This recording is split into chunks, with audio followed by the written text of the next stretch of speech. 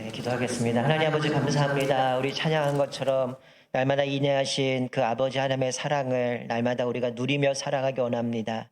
하나님의 그 자비하심 가운데 우리 삶 속에 힘들고 어려운 나날 속에서도 하나님께만 소망을 품고 또 믿음으로 달려갈 수 있도록 은혜를 더하여 주시옵소서. 또 이 시간 주님 앞에 귀한 예물을 드립니다. 주일원금을 드립니다. 11조 감사원금을 드립니다. 성전복지 선교원금을 드립니다. 또 우크라이나에 나와 또 산불 피해를 입은 자들을 위해 또 구제원금을 드립니다. 드린 손길 주님 축복하여 주시고 또 예물이 쓰는 곳에 하나님 나라 확장하는 데 귀하게 쓰임 받게 하시고 또 무엇보다 어렵고 힘든 사람들이 또 주님 앞에서 귀한 마음을 모아 드렸사오니 물질로 인하여 어려움 없게 하시고 또 우리의 필요를 날마다 공급하시는 하나님의 은혜 가운데 풍성한 은혜를 누리며 살아갈 수 있도록 은혜를 더하여 주시옵소서. 감사드리며 예수 그리스도의 이름으로 기도드리옵나이다. 아멘. 네, 우리가 어제 지난주 살펴봤던 말씀은 이제 야곱이 라반의 집에 가서 이제 아내들을 통해서 서로 사랑을 받기 위해서 뭐 아내들끼리 또 이제 종까지 합세해서 계속해서 또 자녀를 낳는 모습들을 살펴봤습니다. 어쨌든 이 야곱은 20년 동안 라반의 집에 있습니다. 라헬을 위해서 뭐 14년이죠. 7년을 하루같이 보냈던 그날. 그리고 이제 레아를 얻었기 때문에 또다시 이제 라헬을 위해서 또 7년을 일하고 그리고 삼촌의 가축들을 키우기 위해서 또 이제 6년을 일하게 됩니다. 그리고 20년의 세월을 보내는 동안 삼촌이 10번이나 품삯을 속였다라고 성경이 기록하죠. 그러니까 어느 순간부터 삼촌하고 관계가 계속 어그러지는 모습이죠. 그러면서 이제 눈빛이 달라진 모습을 보면서 이제는 자신의 재산을 얻는 가운데에 그 삼촌의 아들들이 이제 숨기게 되어지는 모습의 갈등이 시작되죠. 그러면서 하나님께서는 이제 야곱에게 네가 이제 고향으로 돌아가라. 내가 너와 함께 할 것이다라고 약속을 합니다. 그래서 이제 야곱이 자기의 처자식과 자신의 재산들을 가지고 삼촌이 이제 가축을 키우러 치러 간 사이에 이제 도망을 가게 되어집니다. 그리고 한 3일쯤 후에 삼촌이 알게 되고 이제 7일 동안 추적을 해서 이제 이 야곱의 모여 있었던 그곳까지 가게 되지만 하나님이 그에게 나타나셔서 야곱에게 선악간에 말을 하지 말아라. 아무것도 이야기하지 말라는 거죠. 하나님이 막으시고 보호해 주시는 거죠. 물론 뭐 자기의 딸들이 도망갔고 야곱이 이제 열심히 일을 하고 뭐 부리다가 도망갔으니 화도 났겠지만 뭐 드라빔을 들고 갔기 때문에 그것을 쫓아서 찾으려고 하지만 그것은 얻지를 못합니다. 라헬이 자기 안장 밑에 숨겨놨기 때문에 어쨌든 하나님이 그를 보호해 주셨기 때문에 이제 그는 거기서 이제 삼촌과 언약을 맺게 되죠. 그리고 이제 고향으로 가게 되는데 한번 생각해 보세요. 20년이 흘렀지만 어떻게 보면 고향으로 간다라는 그 기쁨, 감격이 있는지는 모르겠지만 아직까지 형하고 관계가 해결되진 않았잖아요. 그 해결되지 않은 문제가 있기 때문에 고향으로 간다, 나의 사랑하는 어머니, 아버지를 만난다는 기쁨은 있었는지 모르겠지만 이제 또 자기의 형을 만나야 된다라는 두려움이 있었을 겁니다. 형이 과연 나를 어떻게 할까? 과연 마음이 풀어졌을까? 어떤 관계가 될까? 어떤 일이 벌어질까? 여러 가지 고민들이 있었을 겁니다. 일종에 보면 야곱은 금이 환영하는 거잖아요. 빈손으로 도망갔다가 뭐 아내도 많고 자녀도 12명이나 얻었고 부도 많이 얻었기 때문에 일종에 보면 자수성가해서 고향으로 돌아가는데 이것보다 문제는 형에 대한 두려움이 있는 거죠. 가장 큰 문제는 내가 형의 얼굴을 대면하는 것, 이거는 마치 죽기보다 싫었을 겁니다. 야, 이 형을 만났을 때 어떻게 될까? 그런 고민을 하게 되죠. 근데 그런 찰나에 하나님께서 그에게 또 천사들을 보내서 만나게 하죠. 베델은 이미 도망갔을 때 한번 경험했죠. 베델에서 천사들을 만나게 되고 사닥다리 위에 서 계신 하나님을 만나면서 하나님께서 내가 너와 함께 할 것이다. 네가 어디로 가든지 내가 널 떠나지 않고 내가 너를 보호할 것이고 이 고향 땅으로 내가 돌아오게 할 거다. 그것을 다 이루기까지 내가 너를 떠나지 않을 것이다.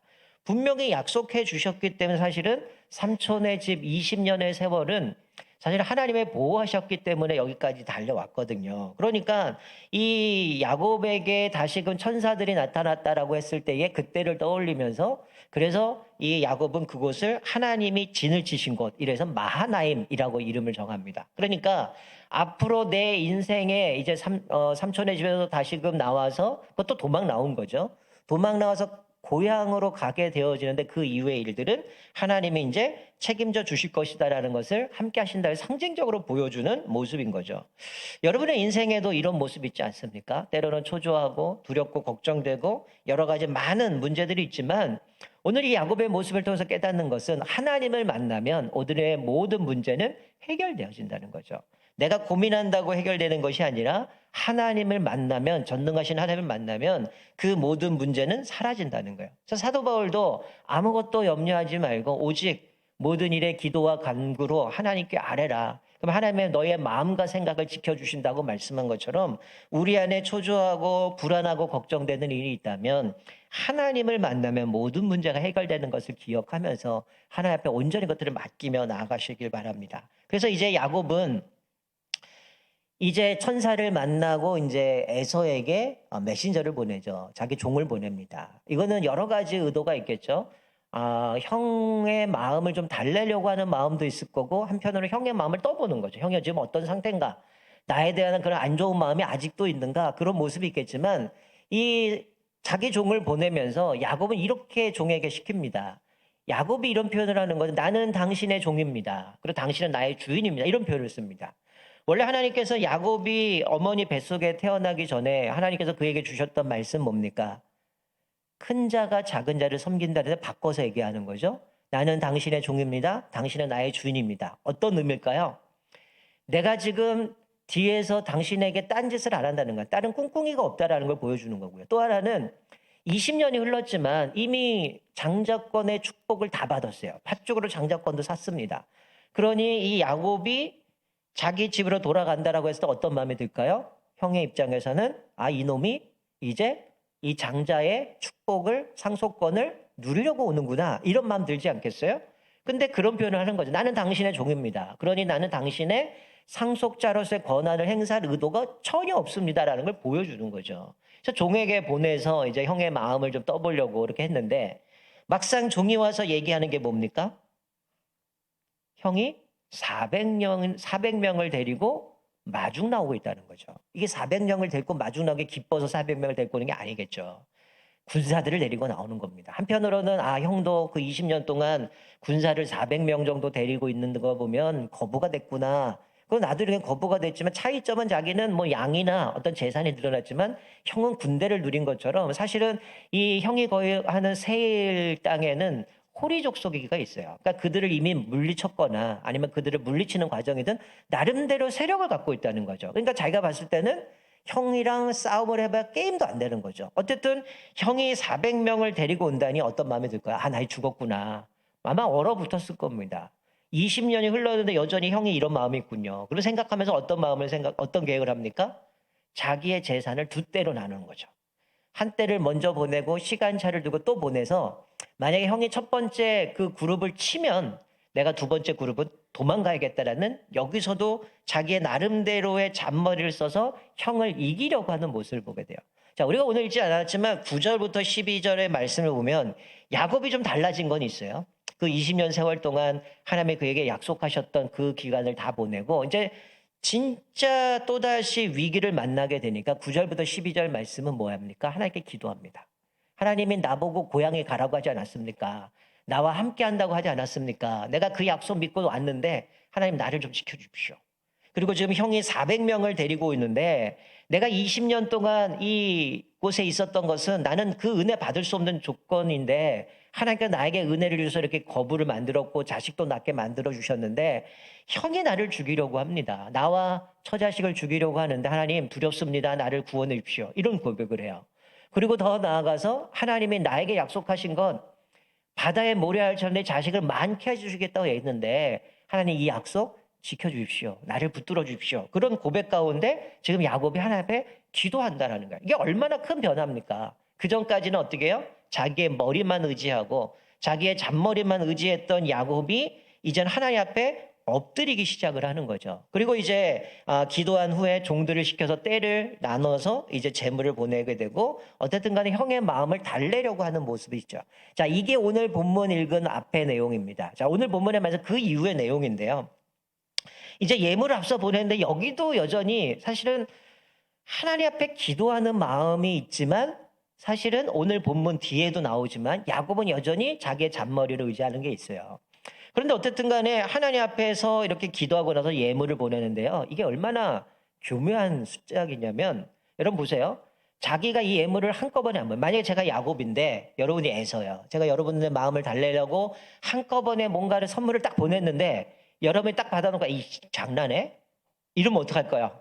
끝난 거잖아요. 그러니까 어떡할까요? 한 때를 보내요. 또 시간을 두고 또 보냅니다.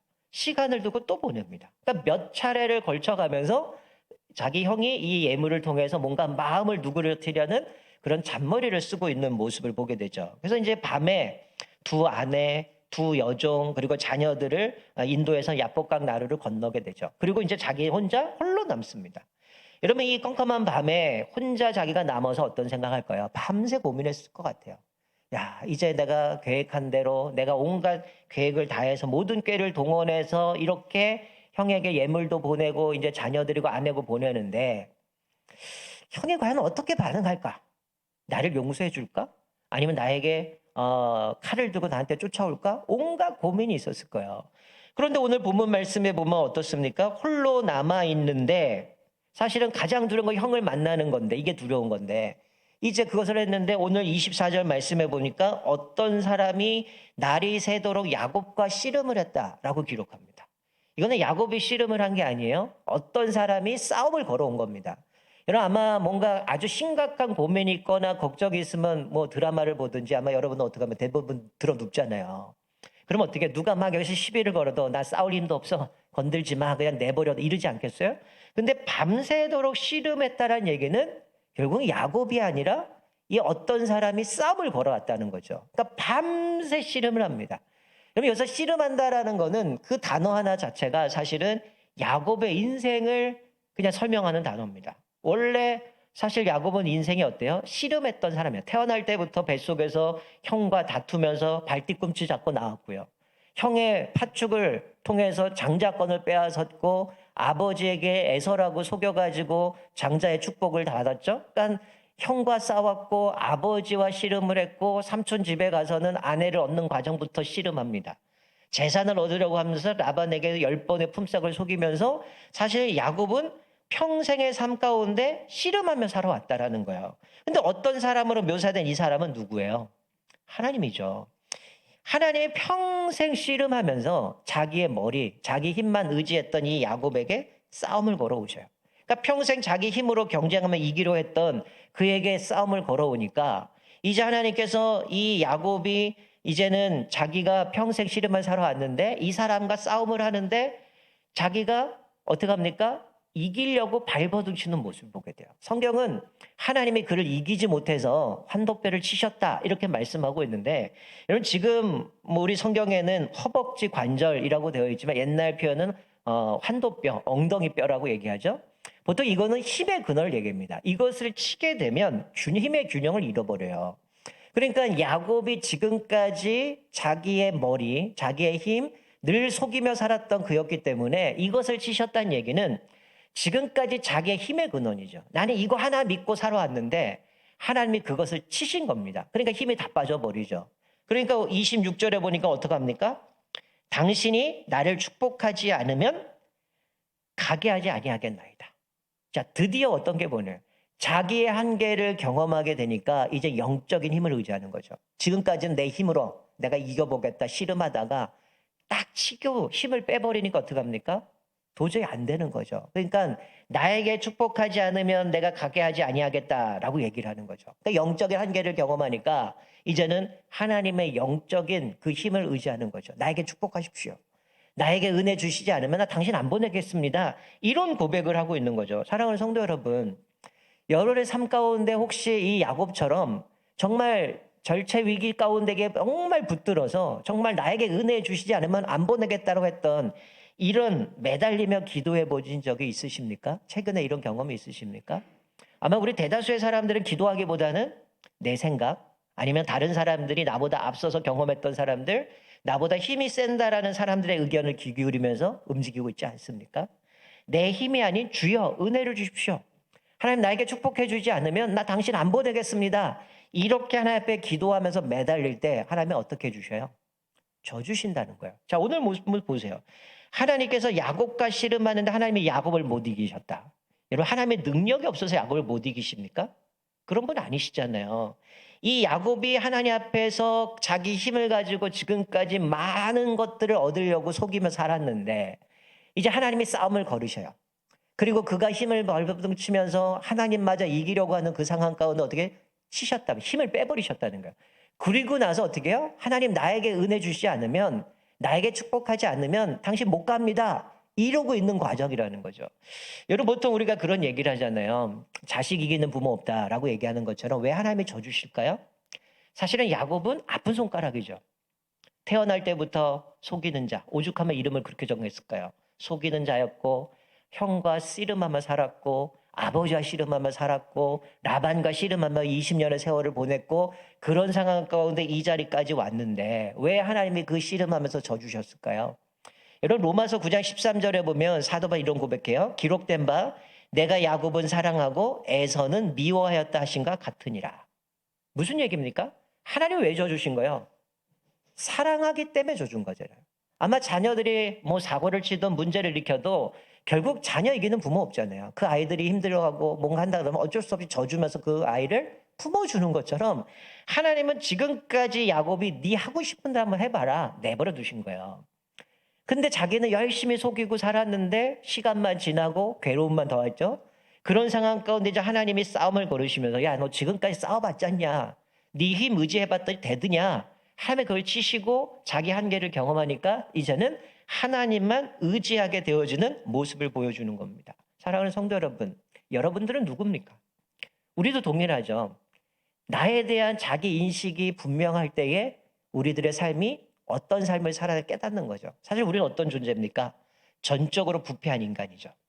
그러나 하나님이 우리를 용서해 주신, 하나님께서 우리를 용서해 주신 죄인이라는 겁니다.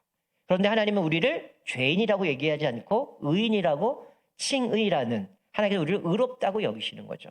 그러면 우리는 어떨까요? 나는 죄인이고 나는 아무것도 할 수 없고 나는 하나님의 은혜로 살아가는 존재다라고 얘기하면 하나님을 전적으로 의지할 수밖에 없는 거예요. 그러니까 우리가 찬양하는 것처럼 하나님 은혜 아니면 살아갈 수 없네라는 그 찬양처럼 사실 우리는 은혜로 살아가는 존재거든요. 근데 이걸 잊어버린 순간 우리는 뭐가 돼요?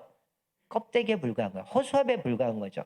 하나님의 주시는 힘과 하나님의 주시는 은혜로 살아온 존재인데 우리가 이것을 잃어버린 순간 우리는 아무것도 할 수 없다라는 거죠. 사도 바울이 고백한 것처럼 나의 나된 것은 하나님의 은혜입니다. 나는 하나님의 은혜로만 살아갈 수 있습니다. 이 사실을 날마다 기억하시고 하나님의 은혜 안에 거하시기를 주님의 이름으로 축원드립니다. 우리가 이것을 잊어버리는 순간 우리는 껍데기에 불과하다라는 거죠. 그래서 더 이상 야곱은 어떻습니까? 세상의 복을 구하지 않아요. 자기 힘으로 안 된다는 것, 자기 한계를 깨닫게 되니까 뭐합니까? 나에게 축복해 주시지 않으면 당신을 보내지 않겠습니다. 영적인 복을 구하는 거죠. 하나님의 복을 구하는 것이죠. 자, 20년 동안 아마 야곱은 돌이켜 봤을 거예요. 밤새도록 야, 이제 이 삼촌의 집에 도망왔는데 형이 나를 어떻게 할까요? 하면서 회상하지 않았겠어요? 내가 왜 이렇게 됐나? 형을 속이고 도망왔는데 20년의 세월 동안 계속 속고 그런 모습 살았는데 그 20년의 세월을 돌아봤더니 아까 기도한 것처럼 이 모든 20년의 세월은 하나님의 주권 안에 있었다는 거죠. 하나님이 또 자기를 보호해 주셨기 때문에 자녀도 얻었고 아내도 얻었고 부도 누리게 되었고 이제 형에게 가게 되어지는데 이 싸움을 걸어오시고 저주시까지 뭐 하신 겁니까? 이 야곱을 하나님의 사람으로 만들어가고 계셨다라는 거죠. 그러면서 하나님의 통치에 순종하도록 만들어 가셨다는 거예요. 이 씨름은 결국 그는 어떻게 됩니까? 절름발이로 만들었어요. 그러면 이 절름발이가 어떻게 보면 뭘 상징합니까?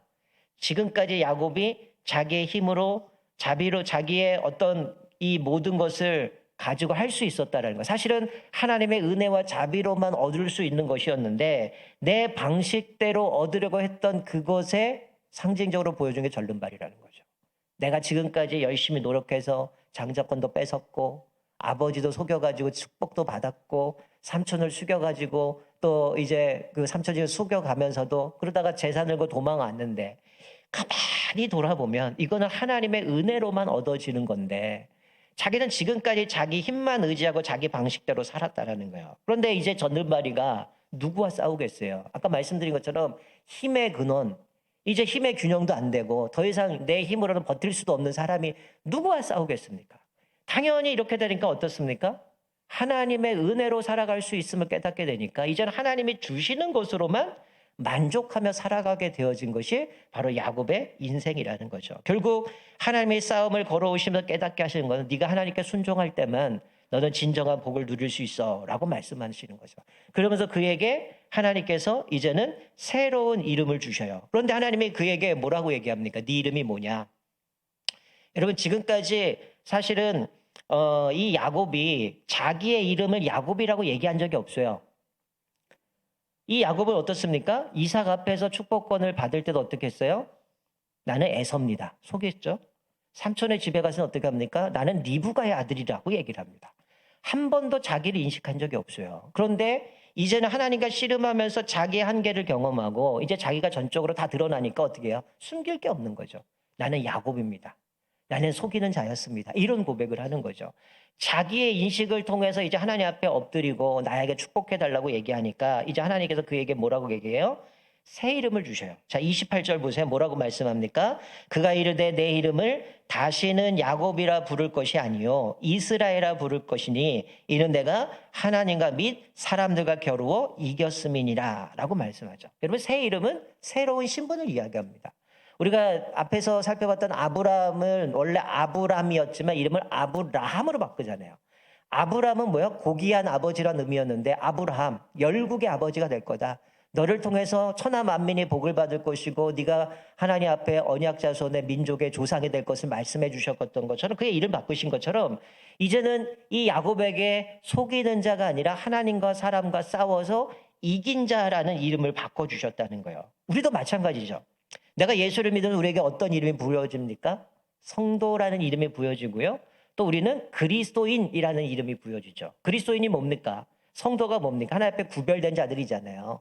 예수 그리스도 나의 아버지로 고백하는 믿음을 고백하는 성도들이잖아요. 그러니까 그리스도인이라면 우리도 똑같이 하나님의 주권에 순종하며 하나님의 말씀에 순종하며 살아가는 것이 우리들의 신분이라는 거예요. 우리가 이것을 망각하면 어떻게 될까요? 야곱처럼 내 힘, 내 능력, 사람 의지하고 환경 바라보고 이렇게 살아갈 수밖에 없다라는 거죠. 야곱은 이제 하나님께서 자기의 이름을 이스라엘로 바꿔주시고 났더니 이제 그분에게 묻습니다. 당신의 이름이 무엇입니까? 사실은 어렴풋이 알았죠. 그렇기 때문에 나에게 축복하지 않으면 보내지 않겠습니다라고 했더니 당신의 이름이 뭐냐고 물었더니 뭐라고 얘기해요? 네가 왜 나한테 이름을 묻느냐? 달리 말하면 네가 아직도 내가 누군지 모르느냐? 이러고 축복해주고 떠나셔요. 그리고 났더니 야곱이 뭐라고 얘기합니까? 아, 이분이 하나님인 것을 확신을 갖게 되죠. 그래서 그곳의 이름을 분이엘, 하나님의 얼굴이라는 이름을 짓습니다. 원래 구약시대 하나님의 얼굴을 대면하면 어떻게 돼요? 죽음을 당하잖아요. 그런데 자기는 하나님과 대면하여 보았으나 내 생명이 보존됐느니라. 이게 얼마나 큰 감격과 두려움이 있겠어요. 하나님을 만나면 죽어야 되는데 죽진 않았고 하나님의 얼굴을 봤는데 나를 살려주셨는데 하나님이 나에게 이제는 하나님과 사람과 싸워서 이겼다라는 이름을 주시면서 자기는 아주 신비로운 경험을 하게 되죠. 자, 이 경험 이후에 이 야곱은 어떨까요? 지금 가장 두려운 게 뭐였습니까? 형의 얼굴을 대면하는 거잖아요. 하나님의 얼굴을 대면해서 죽지도 않았는데 그러면 내가 두려워했던 이 형 에서의 얼굴을 대면한다고 죽음을 당하나? 아니라는 거죠.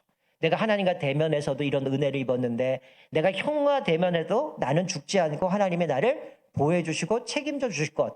그리고 이미 언약을 통해서 베델에서도 말씀하셨고 네가 고향 땅으로 돌아갈 것이다. 그리고 그에게 내가 바다의 모래처럼 많은 민족을 만들도록 하겠다 하셨기 때문에 이제는 두려운 게 없는 거죠. 자기의 모든 근심이 다 사라져 버렸음을 보게 되어지는 겁니다. 그랬더니 오늘 본문 말씀에 보니까 분이엘을 지날 때에 해가 돋았더라. 이 어둠 가운데 고민하고 갈등하고 그러고 있다가 하나님과 씨름하고 이제는 자기의 힘을 내려놓고 하나님의 은혜로만 살 수 있습니다라는 고백 가운데 그가 바뀌니 하나님께서 밝은 태양을 통해서 새로운 날, 새로운 삶을 그에게 허락해 주고 있음을 우리가 발견하게 됩니다. 사랑하는 성도 여러분, 여러분이 이런 치열한 씨름의 경험이 있으십니까? 아마 어떤 분들은 그런 경험이 있을 거예요. 내가 내 힘대로, 내 능력대로 나 잘난 맛 살다가 하나님한테 얻어맞고 나서 드디어 하나님만이 나의 주인이 되시는구나. 하나님만이 소망이시구나. 그렇게 넘어진 분도 있을 거예요. 그러나 이 비록 야곱은 절름발이가 됐지만 이젠 그 신체는 쩔뚝거릴지라도 하나님을 만났기 때문에, 하나님 만나고 그의 인생이 바뀌어가기 때문에, 물론 아직도 그의 연약함들은 남아있지만 이 하나님을 만남으로 인해서 그가 경험했기 때문에 더 이상 불행하지 않는 거죠. 혹시 여러분들은 지금까지 내 힘과 능력, 내가 지금 가지고 있는 자원으로만 살려고 안간힘을 쓰고 있는 우리들에게 하나님이 찾아오셔서 우리에게도 씨름을 걸어오면서, 싸움을 걸어오면서 우리에게 그거 내려놓으라고 하고 계시는 것 같지 않습니까? 그럴 때 우리는 나의 힘의 근원을 내려놓고 이렇게 고백해요. 하나님, 하나님의 은혜로만 살아갈 수 있습니다. 하나님, 나에게 은혜를 주십시오. 하나님, 나에게 축복을 해주셔야지만 내가 살아갈 수 있습니다. 이런 고백 가운데 하나님의 끝없는 사랑을 누리시기를 바랍니다. 혹시 어떤 분이 이럴 수도 있어요. 내가 지금까지 내가 살아온 나를 보면 내가 노력했고, 내가 계획했고, 내가 했던 모든 것들이 다 착착착 들어가서 지금을 이루었다, 이렇게 생각할 수 있어요. 내 노력으로 얻어진 것들이 전부라고 생각하는 분들이 있을 겁니다. 이런 야곱을 보세요. 형도 이겼고, 아버지도 이겼고, 또 라반도 이겼고, 다 이겼지만 성경은 그에게 승리자라고 얘기합니까? 승리자라고 얘기하지 않아요. 오히려 도망자라고 얘기하겠죠. 야곱은 자기의 힘으로 다 이겨봤어요. 내 노력으로 해봤고 얻어봤고 다 했지만 성경 그것을 승리라고 얘기하지 않아요. 언제 승리라고 얘기합니까? 자기의 한계를 경험하고 하나님의 주권을 인정하면서 이 모든 것은 하나님의 은혜였습니다라고 고백할 때에 하나님은 사람과 하나님과 싸워 이겼다라고 하는 이스라엘의 이름을 주셨다라는 거죠. 그러니까 하나님은 사실은 우리에게 주신 건 많은 것들을 누리고 있지만 우리는 어때요? 이건 놓기 힘들어하잖아요. 내가 이거 어떻게 얻었는데? 먹지 않고 자지 않고 고생 해가지고 얻었는데 하나님, 이건 내가 어떻게 넣었으니까 절대 못 넣습니다, 이렇게 얘기할 수 있잖아요. 근데 우리는 어때요? 하나님이 나 하나 얻으려고 어떻게 하셨습니까? 하나밖에 없는 예수 그리스도, 그 전부를 우리에게 내어주시잖아요. 십자가에 죽으시고 나를 대신해서 그 모든 죄의 형벌을 다 받으시고 우리를 구원해 주셨기 때문에 우리가 이 모든 것들을 누리는데 왜 우리가 이 붙들고 있는 거 못 놓겠습니까? 오늘 이 본문 말씀까지 우리에게 깨닫는 거는 우리도 야곱처럼 영광스러운 패배자가 된다는 거죠. 내가 하나님을 싸워 이기려고 하는 게 아니라, 내 머리로 이기려고 하는 것이 아니라 하나님의 은혜 안에 살아갈 때만 진정한 복을 누릴 수 있고 진정한 그것 가운데에 승리자가 되어 있음을 말씀해 주고 있습니다. 내가 아무리 노력한다 할지라도 그때뿐이라는 거죠. 별거 아니라는 거죠. 진정한 복은 하나님을 통해서 얻어지는 것이고 하나님이 우리를 보호해 주셔야지만 참된 기쁨과 안식 가운데 살아갈 수 있음을 말씀해 주고 있습니다. 우리 한 주간도 살아가는 동안 우리의 인생의 주인 되신 하나님이 주시는 그 은혜를 생각하면서 아직도 내 힘, 내 능력을 붙들고 있다면 오늘 이 야곱이 하나님을 만남으로 해서 그런 것들을 내려놓고 이제는 그를 바꿔주셔서 하나님의 은혜 안에 거하고 하나님의 주시는 것을 누리고 살았던 것처럼 우리 인생에도 하나님의 주시는 그 은혜로 만족하며 날마다 승리하며 살아가는 저와 여러분 되시기를 주님의 이름으로 축원드립니다. 아멘. 우리 다 같이 일어나셔서 우리 찬송가 310장 우리 1절